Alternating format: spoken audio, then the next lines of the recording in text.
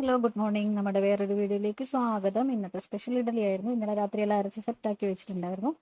കൂടുതലും ഇഡലിയും സാമ്പാറും അല്ലെങ്കിൽ ഇഡലി ചട്നി ഇതൊക്കെ തന്നെയാണല്ലേ. അമ്മൂട്ടി സ്കൂളിൽ പോകുന്നതുകൊണ്ട് തന്നെ അമ്മൂട്ടിക്ക് ഇഡലി കൊടുത്തു കഴിഞ്ഞാൽ അവൾ ആവശ്യത്തിന് കഴിക്കും. അല്ലെങ്കിൽ എന്ത് കൊടുത്തു കഴിഞ്ഞാലും പകുതി കഴിച്ചിട്ട് പകുതി അവിടെ കളയും. അതുകൊണ്ട് ഞാൻ ഇഡലിയാണ് ഉണ്ടാക്കാറുള്ളത് അധികവും.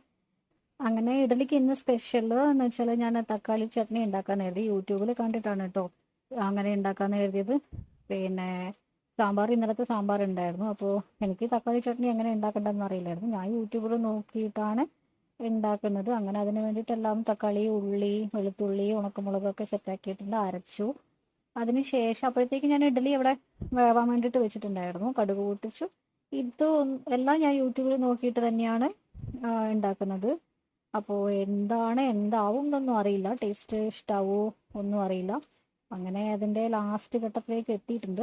അതിൽ ഇഡലിയുടെ അരവ് കൂട്ട് കറിയിൽ മിക്സ് ആക്കാൻ വേണ്ടിയിട്ട് കാണിക്കുന്നുണ്ടായിരുന്നു. ഞാനും അതുപോലെ തന്നെയാണ് ചെയ്തത്. പിന്നെ ഒരു വീഡിയോയിൽ നോക്കിയപ്പോൾ കടലമാവ് അരച്ചിട്ട് കടലമാവ് മിക്സ് ആക്കുന്നതായിട്ടാണ് കണ്ടത്. എൻ്റെ അടുത്ത് കടലമാവല്ല, കടലപ്പൊടി.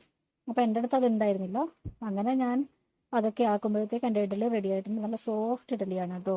ഞാൻ പച്ചരിയും പുഴുങ്ങലരിയും കൂടെ മിക്സ് ആക്കിയിട്ടാണ് എടുത്തത്.